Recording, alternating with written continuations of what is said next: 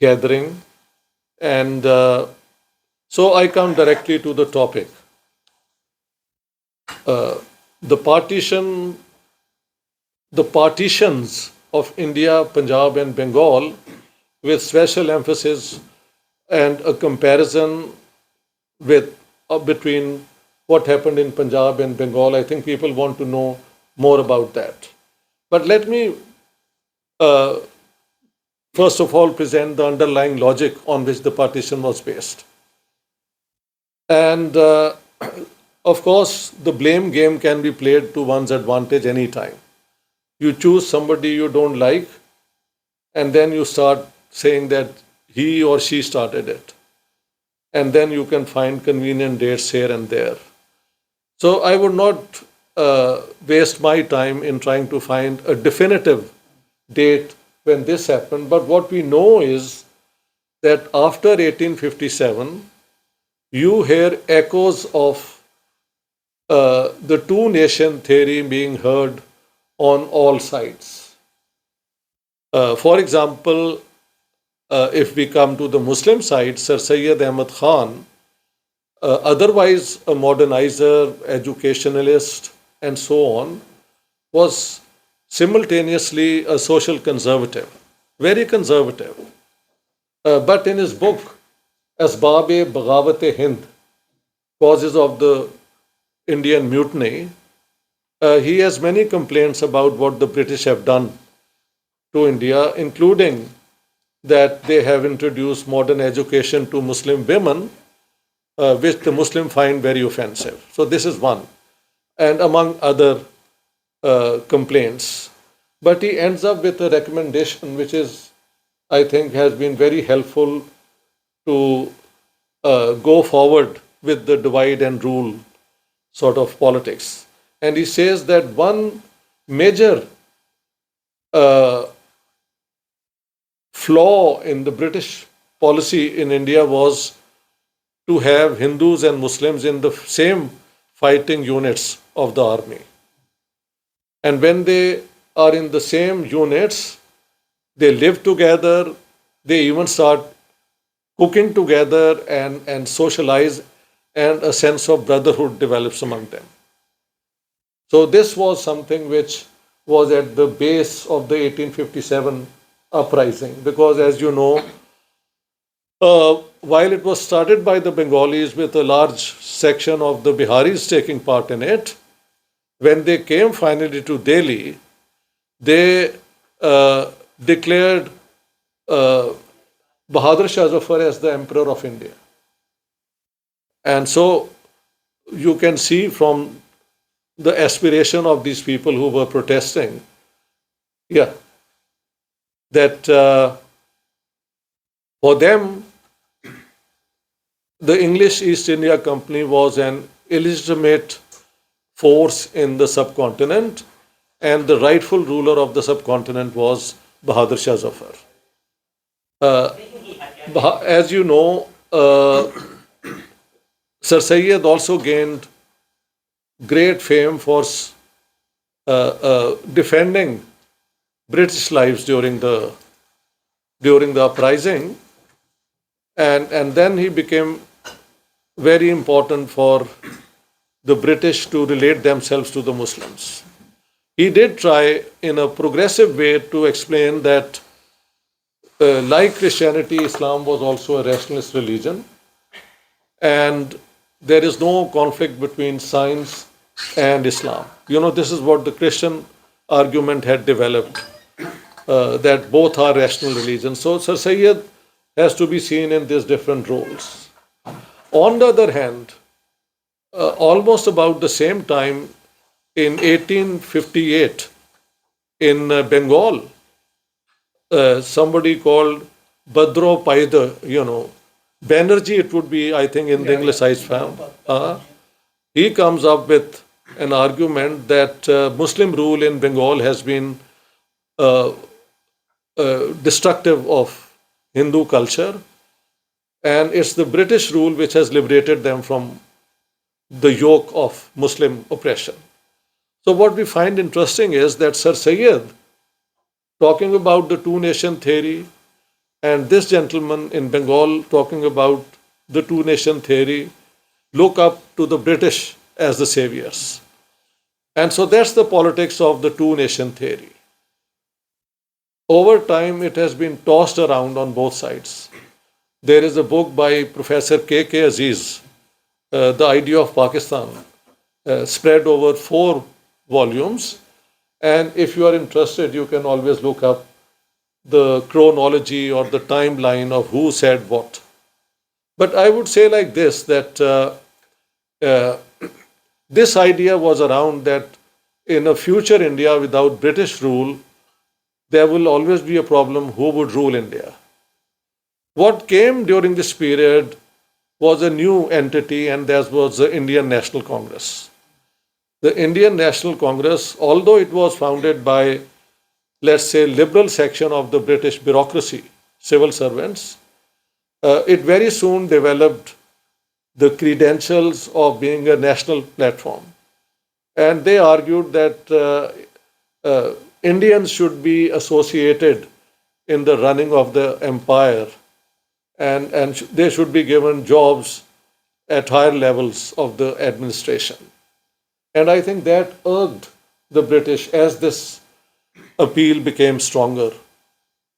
And when they introduced ideas of voting and elections and representative government, for them, uh, this was their way of ruling in the British Isles, and so they tried to present that formula uh, also in India, but restricting franchise to a very select number of people. I think initially it was less than 1%, then it increased to 2 3%. And people who paid a certain amount of revenue and later on who had an education, I think, must be metric or more, could gain the right to vote.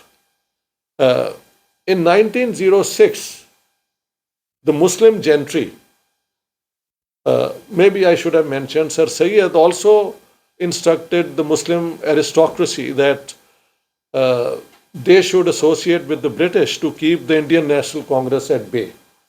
So this was the triangle which was evolving at that time. And the followers of Sir Syed then, under the leadership of Sir Aga Khan, called upon the Viceroy Lord Minto and presented a petition which had already been read and agreed by the Secretary of State, Lord Morley, where they pleaded that in an open electoral system, the Muslims will always be at a disadvantage. One, they were small in numbers. Second, educationally, they were not as advanced as the Hindus were. Uh, and in this petition, they also emphasized that they are a very important community placed in two strategic parts of the subcontinent, the northeast and the northwest. Most of the attacks on India had taken part from the northwest, but population from the northeast also trickled on into India throughout the ages. 1906, this petition is presented. 1905, a year earlier, the background may be, I don't want to spend too much time on it because we have to come quickly to the 1930s where I think the real story begins. But without this background, it's not possible to explain what happened, how, and why. So in 1905, Lord Curzon, the Viceroy, decided to partition Bengal, ostensibly on grounds that it was too large to be administered uh, efficiently. So the Bengal was partitioned, and initially the reports are that everybody was surprised. But over time, since the offices moved from Calcutta to Dhaka and so on, And in eastern Bengal, the Muslims were in a majority. Uh, the partition of Bengal brought new jobs to the Muslims, and the Muslims, largely in Bengal, were a pauperized people. Most landowners were Hindus, and if there was any industry or trade, it was in West Bengal, mostly Calcutta based.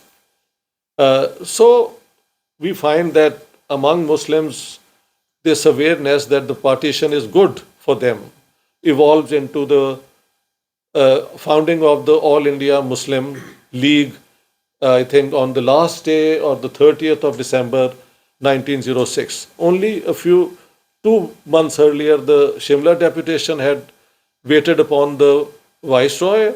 So in 1906, the British government gave the Muslims of India, inverted commas, separate electorates. And not only separate electorates, but also weightage, which is representation over and above the number of the population.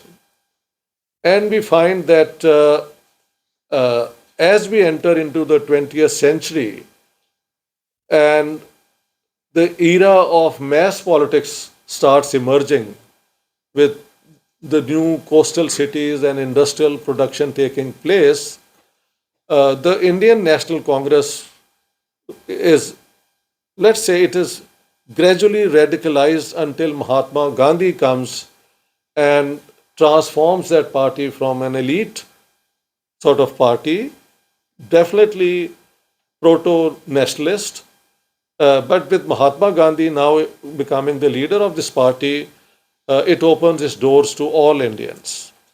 And I think a nominal amount of membership, annual membership was charged. So the Congress party becomes a platform where the nationalist awareness starts converging. And so that's the 20th century.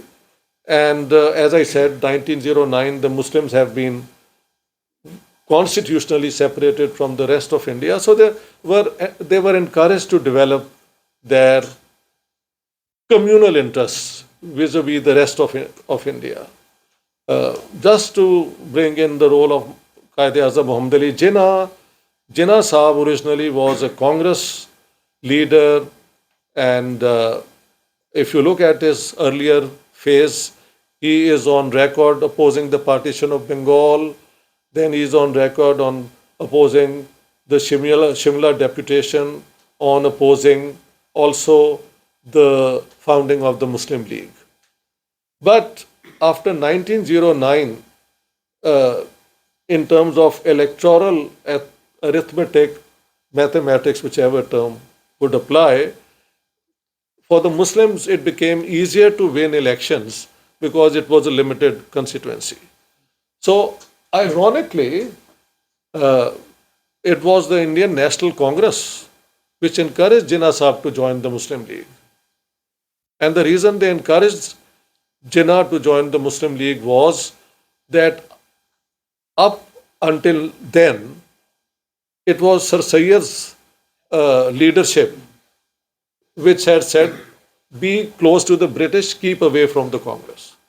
So Jinnah Sahab was dispatched with this mission to bring Hindus and Muslims together. And the high point of Jinnah's achievement is then the Lucknow Pact, which was supported both by the Muslim League and the Indian National Congress. And the Lucknow Pact created a problem at the same time, and that was that whereas Jinnah was able to convince the Indian National Congress leaders that Muslims in the Hindu majority provinces should be given greater representation than their numbers, almost double. For example, in UP, there were 14% Muslims and they were given 30%. In Madras, they were 7% and they were given 15%. So you almost double representation was granted to Muslims. But in the two Muslim majority provinces that we are concerned with, in Punjab, the Muslim majority of 56% was deflated down to about 49%. And in Bengal, although Jinnah Sahab was able to, get 40% for the representation of Bengali Muslims, their actual numbers were 52% of the Bengali population. But since the qualifications was how much revenue paid and if education, the Bengali Muslims were far behind the Hindus of Bengal. And so at that time, only 10% of Bengali Muslims were holding the right to vote. So I would say that from 10 actual percent to 40% is a great increase. But even in Bengal, some people started arguing that our majority has been sacrificed to favor the Muslims of the minority provinces. And interestingly enough, in Punjab, Alama Sir Muhammad Iqbal, Dr. Iqbal is on record, Sir Shafi is on record, these main players, Sir Fazle Hussain, all three were opposed to the Punjab Muslims being denied their majority in order to satisfy or to balance the over-representation given to Muslims in the Hindu majority provinces. So that's the beginning of this triangular sort of thing. The British always looking for how to balance the claims of the Indian National Congress vis-a-vis the Muslim League. In 1919, they went even further and they granted separate electorates to the Sikhs of Punjab. Raji. And also to Anglo-Indians and I think Europeans in Bengal. So these were some of the things being used by the British, that wherever there was a majority, they could balance it by decreasing the number of the majority to give greater representation to the minorities. And it seemed to function quite well until we come to the end of the First World War. And that's the turning point in my understanding of how things went awry, in the freedom struggle. First of all, it's the British, I think, who bear the greatest responsibility for forcing Indians towards radicalism. Because during the First World War, Indians of all sorts had helped the British in the war effort. There were more than 2 million people who voluntarily joined the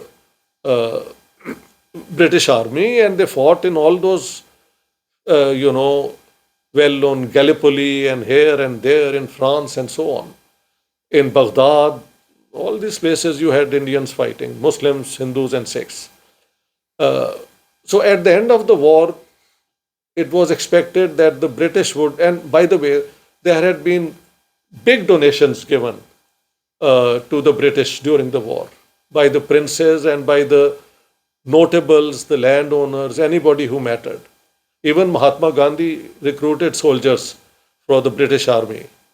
By the way, Jinnah Sahab at that time was not taking part in this. So at that time, it is Gandhiji who you find going out to recruit people for the British Army.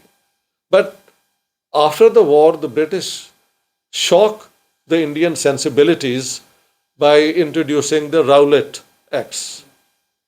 Now, the Rowlatt Acts gave the right to the government to arrest anyone on a mere suspicion that he was conspiring to overthrow the legitimate government of India, which is the British government. And the basis of that, in actual facts, was very little. There had been some terrorism in Bengal by the Bhadralok, including one bomb thrown at, I think it was Viceroy Harding or Ripon, one of these characters. He survived, but some of the people around died at that time. So some terrorism in Bengal by the Bhadralok, the Hindu upper caste who were opposed to the partition of Bengal. And then in Punjab, we find the Ghadar party, being first formed in northwestern USA and Canada, and this classic story of the Japanese ship coming to the harbor in Vancouver and for 2 months not being denied the right to disembark.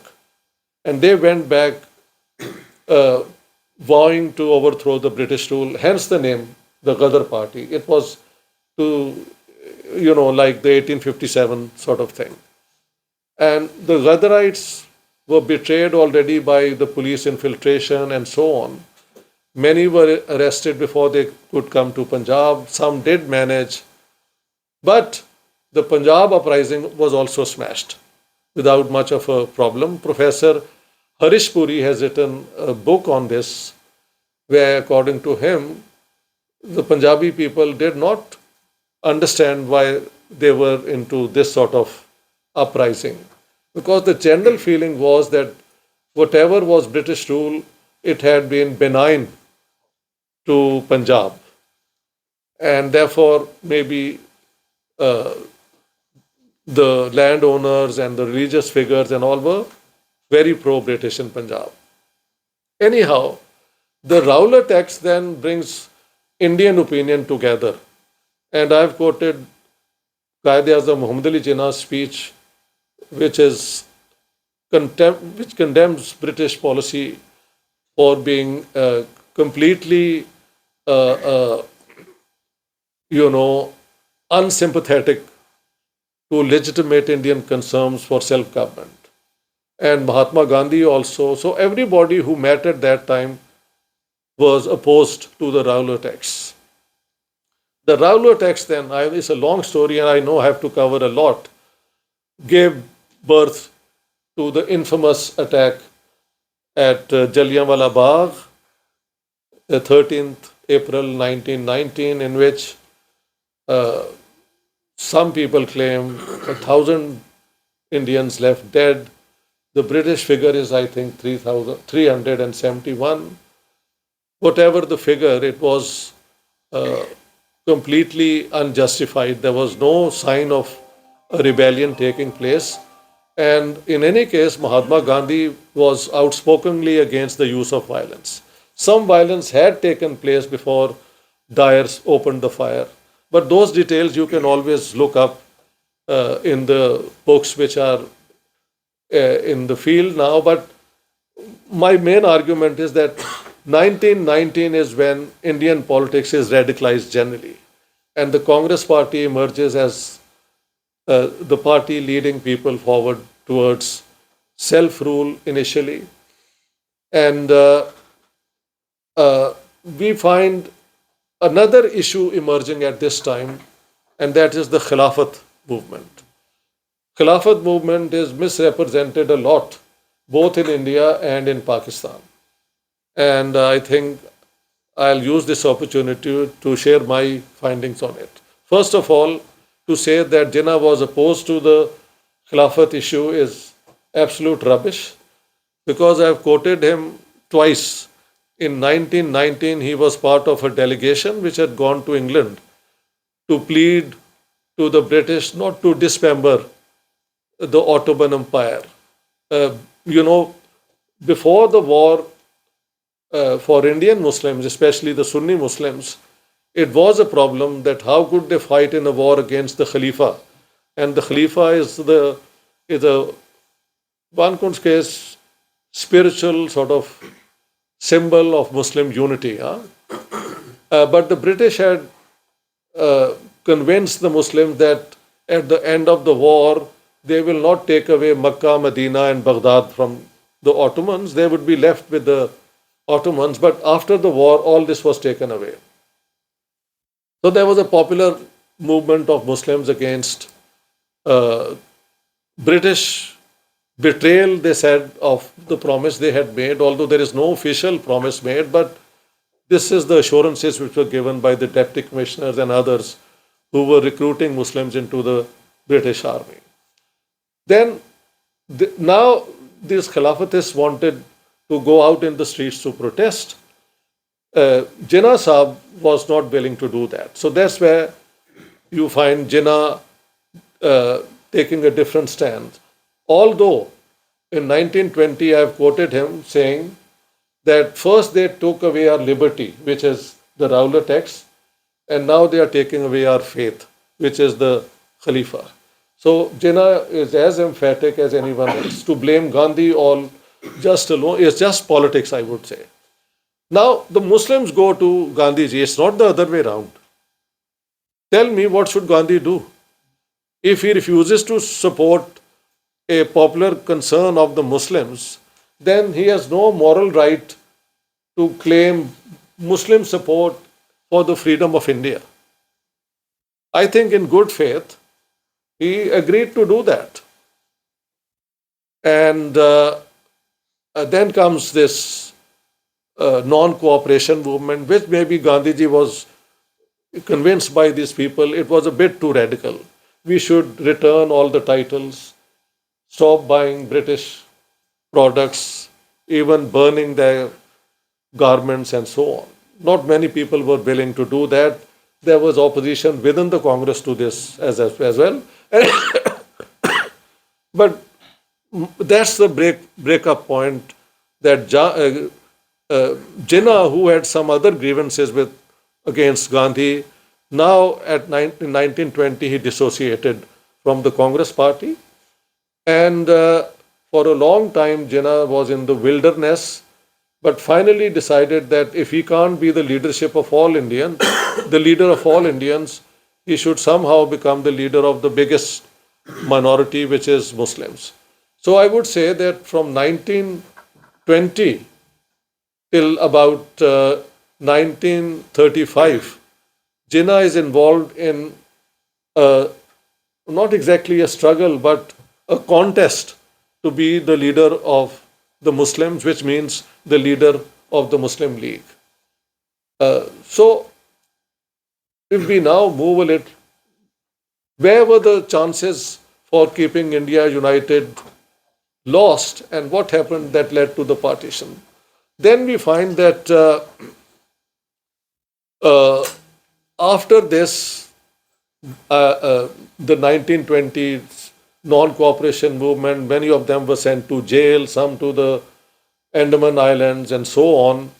Gandhi himself was sentenced to 6 years, but I think that was commuted to 1.5 years late, and he was freed because of good conduct and so on. So the 1920s is where a number of events happen which sort of this Hindu-Muslim unity created by the Khilafat movement. And I've quoted Som Anand. His book is Lahore, a Lost City. So if you are interested, you can check it. He says that until then, Lahore or Punjab Hindus, speaking about his own father, when they went out in the bazaar and their body touched a Muslim, they would come back, change their clothes, and take a shower. But after the Khilafat movement, it was like Hindus and Muslims becoming brothers. So Gandhiji's call and the reception of Muslims and Hindus, at least in northern India, was a very positive one. But I'm told now that somebody from the Khilafat, inspired by the Khilafat sort of call, then went to South India or was from South India, and the Bhopla uprising took place, where the character of this changed completely because they attacked Hindu landlords, or let's say Hindus, this Muslim group. And some people say that that's the beginning of Hindu nationalism emerging, in opposition to Gandhi and the Congress's mission that all Indians, Hindus, Muslims, and Sikhs and others are part of one nation. So, whereas the Muslim League represented Muslim communalism, we find among Hindus this sort of feeling emerging after the Bhopla uprising. And if you see, Savarkar's book Hindutva is 1923, which comes after Bhopla uprising. So you can see this fear of a future without the British having its echo on both sides. On the other side, for example, I have quoted people in 1880, Muharram Ali Chishti in Lahore writing that we need to have an Islamic state in northern India. So this idea from the Muslim side was there. In Punjab also, there was always a big question that if uh, the Hindi-speaking parts of Punjab are taken away, what will be the consequences? Uh, because Hindus, that Hindi-speaking Haryana and now Haryana and central Punjab gave the Hindus and Sikhs a strong position. But if this was taken away, it became a Muslim majority provinces overwhelmingly. So these were some of the things which were being discussed. And I would imagine behind them must be all the CID and other agencies encouraging people to disturb the freedom movement. You know, this is never written down and no records are kept. But we know how politics is conducted in our times, and those times must be very similar.